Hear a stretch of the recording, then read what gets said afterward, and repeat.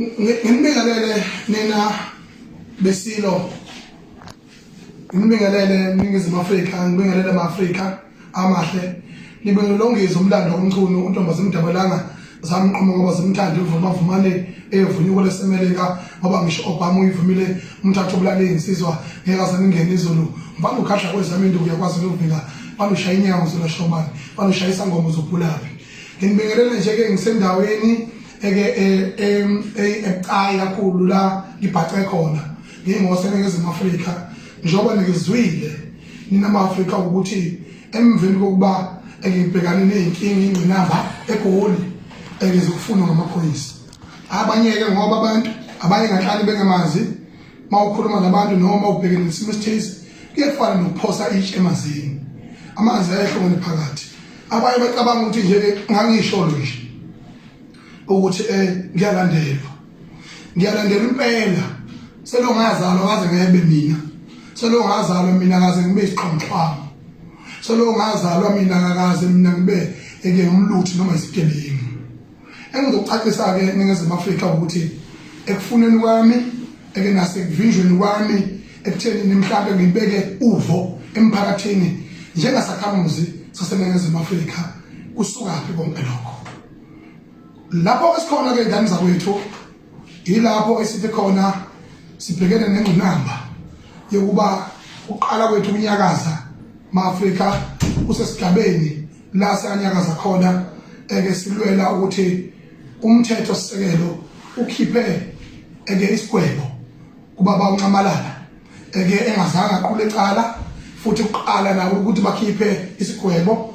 Sasiphatheka kabi njengabahlali baseNingizimu Afrika, saphatheka kabi njengabantu basenkandla umakhelwane wethu futhi iqhawe lethu laKwaZulu Natali, umongameli owazi abantu abampisholo, owazisa umuntu ohluphekayo ngoba kusukela ekhanda kuMandela omongameli asebeka bakhona kuleli zwe laseNingizimu Afrika. Tata Mandela was the president of the people. Owesibili, the president of the people, ubaba uMsholozi uKehlisa uNcamalala. Niyakwazi lokho. Akhona abanye umongameli abekabaphatha futhi baphatha kahle nabo ngendlela yabo, kodwa mina ngikhuluma ngomongameli obekhasa phansi nabantu njengomSholozi, njengoMandela. Yingakho-ke nathi sathinteka njengabantu abampofu, njengabantu abahluphekayo ukuthi sikwazi ukuthi sizwakalise ilaka lethu. Sasingahlaseli umthetho ngalokho, sasingasukumisi sithi abantu abasukume begile umkhuba singaze siyibone selokwathi nhlo ezweni likaMthaniya nasezweni laseNingizimu Afrika nasemlandweni wezwe lamakhosi oswela elokhu sikubonayo akaze size sikubone naphambilini. Yingakho-ke ngithi-ke maNingizimu Afrika nkana uma ngabe sekukhulume abantu abaningi bahlukahlukene nohulumeni uyakhuza ngezimo esibhekene nazo kulelizwe, umongameli uyakhuluma, sizwile futhi impela ukuthi isilo samabandla wonke inkosana kaBenjamin Phuma esiqhawini iye yakhuza umhlonga ngesimo esibhekene naso ezweni ngoba njengamanje bakwethu ikhambi asilazi lengaqhamuka nomkhulu, lengaqhamuka namakhosi, lengaqhamuka nempofana, lengaqhamuka nophikisayo, lengaqhamuka nokhona ngoba isizwe sikaMthaniya, isizwe sawuphunga nomakheba senkashana kamezini emphuza umlaza ngameva sisehlazweni elinzima kakhulu elizoba semlandweni futhi elizoshiya idumbu eziningi nendlela eningi esibhekene nayo. Njengamanje bakwethu ngifuna ukucacisa ngokungananazi ukuthi uNcamalala waziwa njengoba umongameli wabantu ufuthi umongameli woxolo. Uzokhumbula bemhlasela ngeminyaka u-2005 nango-2006 bethe udlela enkani ehlenyuka emacaleni lapho aze ngoba khona icala. Mawuzokhumbula ngonyaka u-2006 lapho kwakune-festival khona eJabulani lapho impela uMsholozi impela kuhamba wafika lapha ngoba khona icala ayibhekene nalo kwakuthiwe lokunukubeza. Kanti yithu lethize agajwe ngalo ukuba ngempela agcine engaphathanga noma agcine ngelutho. Abazange bedeleke labo bantu. Yingakho-ke namhlanje-ke sikubalula-ke ukuthi impela uwumuntu woxola akekho ongasho ukuthi uNcamalala nawe labantu bakuhlasela. Khuluma phela ngoba uzokhuluma ekugcineni. nanamhlanje uthula uNcamalala akasho lutho wehla wenyuka eAmsterdam akade impression akakhulisa bazukulu kodwa ulokhu eshilo ukuthi ngelinye ngiyokhuluma akaze ukukhuluma lutho uNcamalala wenze ubuqhawe wenza ubunsizwa wenza iqiniso wahlonipha umthetho osisekelo into eyahlule abantu abaningi kulelizwe ukuba bayigcine umthetho osisekelo njengoba bevele hamba amacala njengoba bevele hamba state capture okanye Ncamalala umntaka kaMzobe akazange futhi azadaza inkani noma thina sasifisa sengathi angenza ngenye indlela uNkulunkulu wami sikhala sikhala sithi kodwa ayikho ngenye indlela uhulumeni wethu abengenza ngayo ngaphandle kokuthi akinakele ikhehla elidala ngaphandle kokubukisisa ukuthi lento iyaqala futhi okwesibili i-freedom fighter okwesithathu iqhawe leli ngempela nempilo yalo engasehle kahle konke lokho akuzange kubuke kwasha indiva yikho lokho esikhala ngakho akaze sisho thina sithi uNcamalala kangohlonipha umthetho kepha kwathatha inqumo esiyinqala akwazi ukuthi ahloniphe umthetho uhamba wayoyinikela kwatholakala ukuthi ke kwabana umjabu ukubajabulisana lokho ngoba bebefuna umgxavula bona bemthathe bemfaka lena bafuna uzoclaim victory unnecessary victory where the whole nation is mourning because he is their former colleague. They should have mourned with him as well. I'm sorry, but instead they have celebrated that they've killed their own brother. So manje masikhuluma ngobuntu, masikhuluma ngehumanity, masikhuluma ngozwelo, esikhuluma njengalelo. So siyakhuluma ngokuphula komthetho noma nomhlobongela.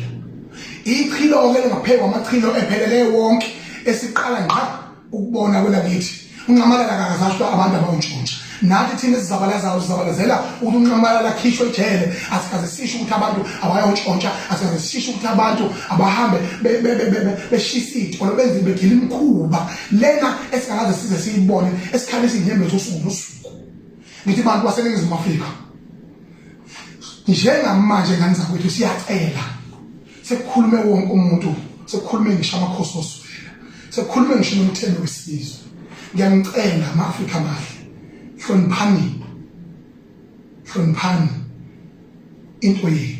into yenu lena eniyibulalayo nganikhuza eGoli ngathi musana ukushisa izwe lenu ngoba izwe lenu labo bantu engishisela bona abanye abantu besipeshele abondiza singabazi ukuthi bashoniphi ngathi musana ukushisa izwe lenu ngaphinde ngakhuza ngathi lapha eGoli nahlala naneka ngathi khehle izwe lishakwaZulu anikhuze ngani niyongcwatshwaphi ngibabaza njengoma-Afrika kodwa inye into esikhuluma uthi sithi uNcamalala akakhishwe ejele namanje samile sithi free Zuma must be free now okunye ke ngani zakwethu engifuna ke ukucacisa ukuthi ichilo lamachilo angaphezulu izinto zonke kulelizwe kuyacaca ukuthi intelligence yalelizwe had never been tried and tested. It's the first time after democracy where the intelligence services has been challenged. Njokubona belumana kodwa njengamaketshane nje yonke le nto leyo bekhombetha lashishi bekhombela inivo ikhombisa ngempela ngokusobala ukuthi sihlele ezeni umongameli mayengashintshi ukwenza with immediate effect odabeni oluthinta ezobuhloli yichile likhulu kakhulu lesikubonayo ukuthi inhloli zaseNingizimu Afrika namaphoyisa aseNingizimu Afrika ahlonyekiswe ahambe efunana nomntwana omncane ongizwe obeyikhalela nje ukuthi kukhishwe ubaba umongameli former president ejele engena agenda engenalutho nahambe ningiguduza iGoli lonke nithi ngiyafuneka nithi ngihambe ngiyoyinikela nithi ngenzeni ngikhathi ngizoba inhlekisa ningikhahlela eGoli ungilimazile kakhulu emoyeni lokho emveni kwalokho nithi kunabantu abangemva kwami abangifandayo nabantu abathizeni ngifanda ubani mina isibindi ngazalwa naso neqiniso ngazalwa nalo mina ngiqambe mama mina angikwazi ukuthi ungiphembeza into isobala namanje siyakhala sithi khiphani ngqaba free Zuma now i-intelligent isebenzisa ama-state resources bezohamba bezofunana nomfana omncane imoto ezinhlanu eGoli namaveni awu-10 namanje la khona ifoni yami ihlala kuzukezwe wonke umuntu kuzukezwe wonke abantu ibleed la kusuke kunefoni yami khona izungezwe amaphoyisa ekubuza kale phansi ezathi ukuthi where is Ngigwe engithunyelelwe abantu ezweni lami engathi khona into engangaheba ma-Afrika ngidumele kakhulu omnyama nomnyama balimali bodwa njengamanje sibona into esingakaze siyibone esaxoxelwa okhokho bethu lokuthi ngo-1949 kwasuka impi yamandiya nabantu abamnyama kwabulawana kwaze kwabuhlungu wanukuyihosha namhlanje ibuyile leyo mpi sidumele kakhulu ma-Afrika uma ngabe sithola ukuthi ubuhlungu obungaka izwe lethu liluthwa bengiqala naleli gama lithi luthini angilazi ngisho ukuthi lisho ukuthini bengazi umuntu kweba kunegama lesingisi elihle kangaka ukuthi is looting. First time I'm hearing such a word in my life. Ifanele nalento yo quarantine no isolation eyafika nomkhuhlane corona izinto esingazazi akufundekile kahle ngithi mafowethu sathi xhala sithi ulimi siloze kangcono yilo lemkhuluma ngalo ngamzawethu sidumele singama-Afrika abaholi bethu ekuhlulekeni kwabo bahobhana nabantu abazohambe bebambe bephumputha akaze ngithi mina ngenye ihlobo eseNingizimu Afrika ngisho ngabheka noma yiphi ividiyo yami mina kangihlanje futhi nomongameli engimlwela umongameli wokuthula kanjani ngathi mina achitheke igazi eNingizimu Afrika kuphinde futhi abantu beshise itolo kangaka i-intelligence ehlule kwenza umsebenzi wayo ayenza umsebenzi wayo ngaleko lokho Ramaphosa xosha yonke lento ufaka abantu abafanele abazokwazi ukuthi bavikele izwe laseNingizimu Afrika ngoba sesihlazweni makunjenga lesi njengoba nidonsana ngenjobo nidonsana ngekeki omunye ubheka lo omunye uthi akugile laba bantu kufuneka abantu abafresh abafundile abazi kahle ukuthi baqala kangcono ukuthi ukuvikela kwizwe futhi angiphambi kwasaba ne-technology njengamanje. We need to wake up. We are on our own ma-Afrika. We are on our own ma-Afrika. Ngithi ayihlale phansi ibambe umthetho sithobele amakhosi sithobele imbube sithobele thina ma-Afrika sazi sihloniphe okungokwethu sithobele izwe lethu. Le into enjena ngalena ihlazo engalathi soyigeza ngani. 2 sifuna umnotho manje sikhathele uhulumeni elokhu evika unemployment vele sihlele ekhaya kancane ngabe isigejane sabantu ababevele besebenza. Ngakho-ke njengamanje into efuna siyilwele ukuthi sibe nama-shares kuyo yonke into existayo njengamanje eNingizimu Afrika ye-private sector. Umuntu omnyama noma ngabe nje elilodwa noma ngabe amabili noma amathathu abasi-empowerisha belungu namandiya abasi-empowerisha. Yonke lento izophela ngamzakwethu ngoba akekho umuntu ongathatha isandla ayigcobe netshe emthondweni. Akekho izulu sakithi lesi ngisho akekho umuntu wenze njalo ma-Afrika ngoba kube lezi zinto nathi kunengxenye siyi-onayo bengeke size siyishise sizimoshe zonke lezo zinto. Yingakho-ke futhi ngifuna ukugcizelela ukuthi ngiphoxekile uma ngabe ubaba omdala kangako njengoNdosi engena ko-TV ezomemezela ezweni engigudle imbuzi egudla iguma eqondiseke iminqo ukuthi uyangifuna. Ngicela ukubuza-ke ukuthi baba uNdosi uma uthi uyangifuna shona njengamanje ukuthi uyangifuna hayi uhamba ukudla iguma hamba ungibalele isitini yeyikhohlakali eyibulala izwe lo baba mkhulu mina ngingakaze ngebe ngisho ibini esikoleni ngingakaze ngiluthe lutho ngeba into eyisilile sodwa engasifela namanje ukuthi khiphani ikhekhe siyacela ngamzakwethu. Ngiphinde futhi ngithi kuMinister we-Intelligence am I the person of your interest in now? If that's the case, say so. Ngoba sengizule nami ngamahasi agijima phansi kwembhede asho ukuthi hayi sekubholokoqoko wafika ngisho kuma-account akho bahleka baze bangqubuzana ngey'phongo behleka ukuthi kuyalwa nje lokhu akunalutho phela engiyazi. Hlekani lapho kuma-box ilungelo lenu kodwa kusalayo mina amashawu 12 ebusuku ngiyalala ngoba akaze ngikhohlise umuntu akaze ngiwenze umuntu ngoba nokweba nokuntshontsha lokho kukhona eNingizimu Afrika iqembu elibusayo yiwo lohulumeni ofundisa laba bantu kweba. Looting has been there. Where is 500 billion? Where is 500 billion? Nawulutha when it was recovered awukwazi ukurecover. Ngiyacela-ke emakhaya ukhuluma into enhle kakhulu mfowethu mawuthi uzohamba ungena umuzi ufuna ama-receipt ezinto ey'ntshontshiweyo. Well done. That is a job well done. kodwa ke na yenza nje baba ngoba sisanethembi ndo sanethembakele nikhohlakele sicela ningene kuyo yonke imisi eyabelungu sibabonile it's been improving on television and everywhere ukuthi abelungu bayantshontsha bebentshontsha abamasela bebonakala ku TV niphinde ningene nasemandiyeni amasela njengoba amanye bevimba abantu abantshontshile ebashaya babulala ethatha izinto zeyintshontshiwe ekube ngezabo awuzami uyithola yonke lo information nginomuzi mina eFinikisi I own a house there nginezingane zami eFinikisi ayikho into engayazi eFinikisi kodwa wena ndosi wenze njani na ugijime wayemandiyeni wabuza mandiyeni ukuthi kwenzakalani waconclude wawusukhuluma into oyithandayo wathi ke this is an act of criminality is an act of crime there's nothing to do with the racial tension whereas umholi makunakele kunempi umholi akakhulumi nje nawe ndosi awuthatha uhlangothi ukhuluma ngalona uphinde ukhulume ngalona uhlanganisa abantu uthi ehlele phansi uba umthetho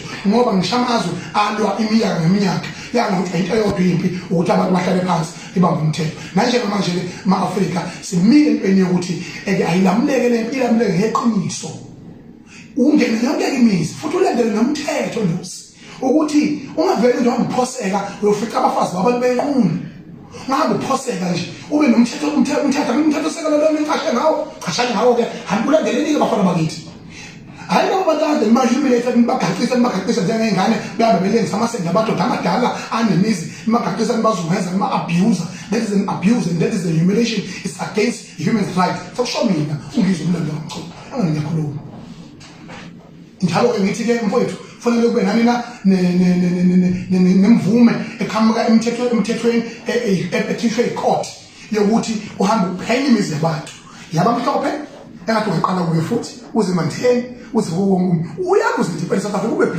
ube busy so that you can enjoy your salary eyosebenzile ndoda amadoda ajobulta futhi ke iphoxekile uzoxhomela mina uthi ke ngihambe ngikhonkotha nje lonke izwe leli angilethwe ndawo ngiyinto nje engaqokwe indawo isiyaluyalu nje angina structure anginalutho oh shame on you I'm not important I'm nothing utsakela mina ngevotelana mina ngavotela wena uthi eParliament uchomela mina uthi mina ngiyilutho shame on you I repeat shame on you akekho umuntu okhuluma nje ngawe you akwazi ukustabilize isimo uphethe list nje ufuna ukuthika nokuthika hamba usebenzisa abantu sengophobana ufuna nje ukubhosta nje mina angikwazi ukusathiswa yini ngendosi angikwazi ukusathiswa yini you can't intimidate me you can't cool me down entweni kababa nestyle kwenza sengathi khona okunye engikwenzayo nikwazi ukuthi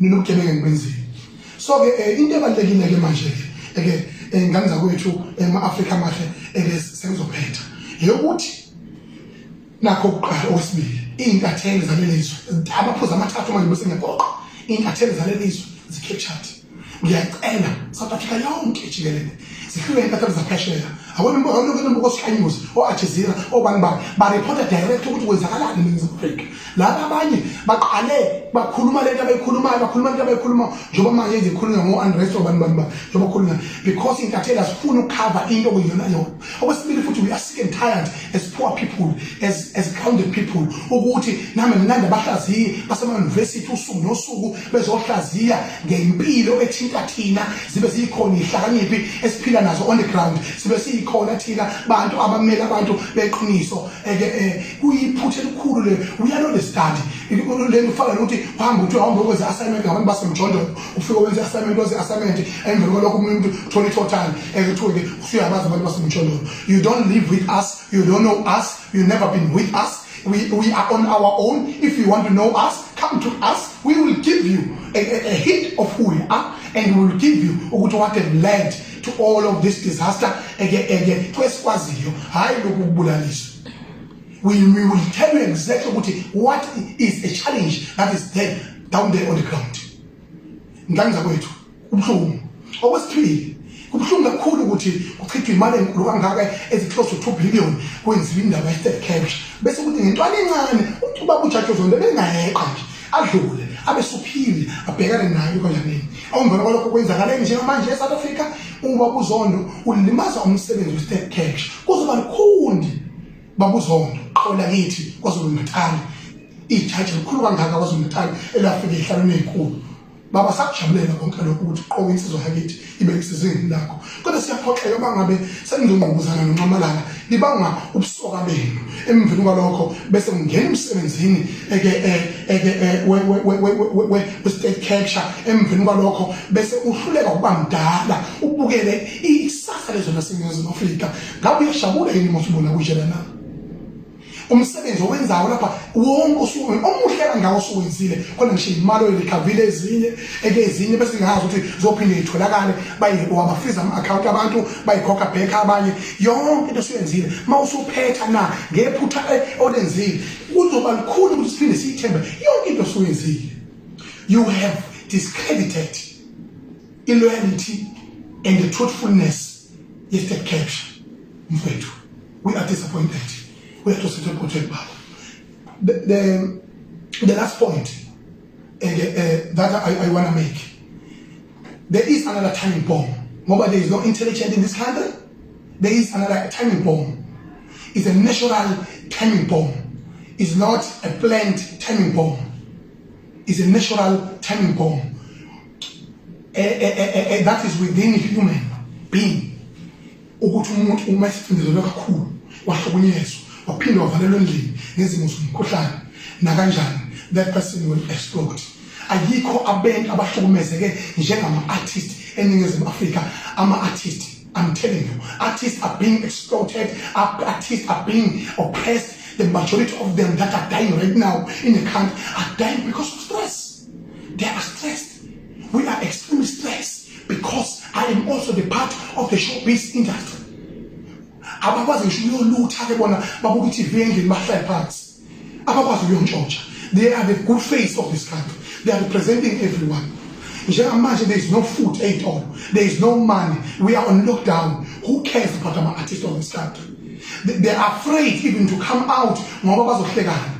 Bazohlekana ukuthi nomunye uswele eke how kanti nawe uyaswela. There is a timing bomb that is about to explode. West in KwaZulu-Natal. West in KwaZulu-Natal. I'm disappointed. Babo sihlezekala ho bengazi ukuthi uyibhokise ngakho gijimise ngale mgwaqeni indoda endala kangaka kanti ujima nje bahlale bekubaza ukuthi uyajima kanti uyibhokise ayibhonye ingane yabantu uyibhonya labantu nomthunge eqoliwe uyifaka ukwazi kwanzima babo hlonishwa lokho kwenzile siphoxekile mhlonishwa baba. That is the site of violence in site of violence mengiqala lo gama ngilazi ngaze magama ngazi ukuthi nje siyakhala yabo futhi ukuthi ziyakhala lokho akusho ukuthi udlame lona futhi mina kho ngqola ngizoyichazela ukuthi ziyakhala kusho ukuthi but does not means ukuthi ngithi ayihlome ihlasele never manje ngayilandela inkomo ngemva. That is not my problem, it's your problem. Therefore babu sihlezekala icabinet yakho you are the historical prima of KwaZulu-Natal. One uphina oqala ukuba kwi-position okuyona with so far less experience ungena experience nhlobo we-province. Two, ubhekene nezimo wakwazi uyimanage kamnandi mntakababa indaba ikhona la ku-province chop well done lapho indaba umkhuhlane uyimene ngizamile ukuyimanage mfowethu ekunye-ke kwahluleka lapha nalapho kodwa entweni yomkhuhlane uyibambe kahle. Kuningi okunje singanebe ngakho singama-artist. We are disappointed for the first time in history of this province. Hawu sasadlala ngongqongqoshe maphambelini akakaze abe khona nhlobo ungqongqoshe asemkhashe in this province does not exist at all.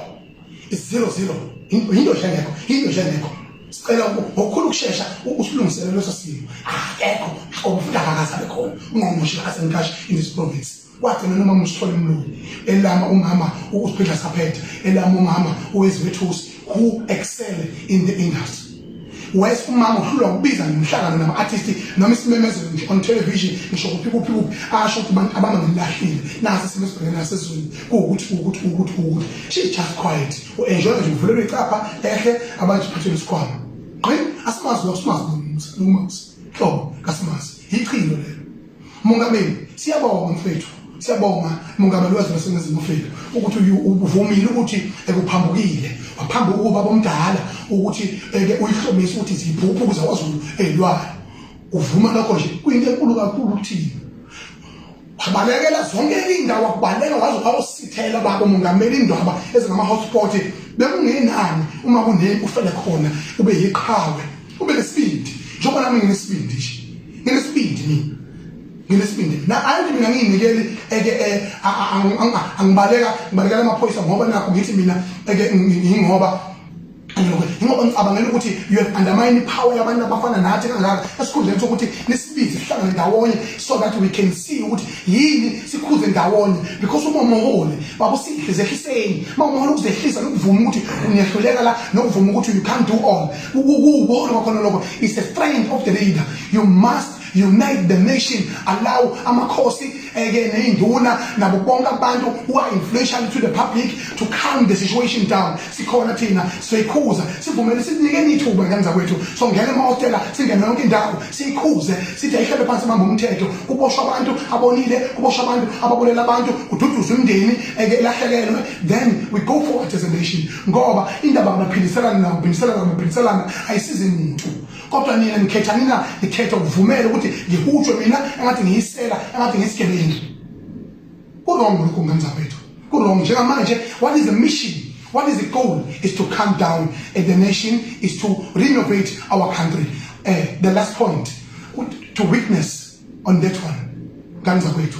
Ukuthi, I'm sick and tired.